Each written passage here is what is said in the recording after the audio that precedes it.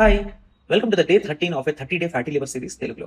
నిన్న మన food especially excess added sugars liver health మీద ఎలాంటి ఇంపాక్ట్ చేస్తాయో చూసాం. కానీ మరొక ఇంట్రెస్టింగ్ క్వశ్చన్, మనం తినే ఫుడ్తో పాటు మన స్లీప్ కూడా లివర్ని ఎఫెక్ట్ చేస్తుందా? ఇమాజిన్ మీ ఫోన్ని ఎవ్రీ నైట్ ఛార్జ్కి పెట్టకుండా యూజ్ చేస్తూనే ఉన్నారు. Okay, first day somehow manage చేసేస్తాం, రెండో రోజు కూడా పర్లేదు. కానీ డైలీ ఇలా ప్రాపర్ ఛార్జింగ్ లేకపోతే స్లోగా దాని బ్యాటరీ పర్ఫార్మెన్స్ అనేది తగ్గిపోతుంది. మన బాడీలో కూడా ప్రాపర్ స్లీప్ లేకుండా లాంగ్ టర్మ్ గా సరిగ్గా ఫంక్షన్ చేయడం కష్టం. Poor sleep and disrupted sleep patterns metabolic health ని ఎఫెక్ట్ చేయొచ్చు. Insulin sensitivity, appetite regulation, weight management లాంటి ప్రాసెసెస్ మీద ఇంపాక్ట్ పడుతుంది.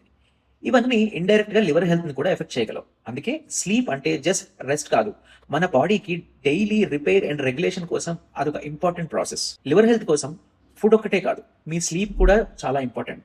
సరే, మరి ఫుడ్ అయిపోయింది, స్లీప్ అయిపోయింది, మరి స్ట్రెస్ కి లివర్ కి అసలు ఏమైనా కనెక్షన్ ఉందా? అది కూడా తెలుసుకుందాం. ఫాలో చేయండి.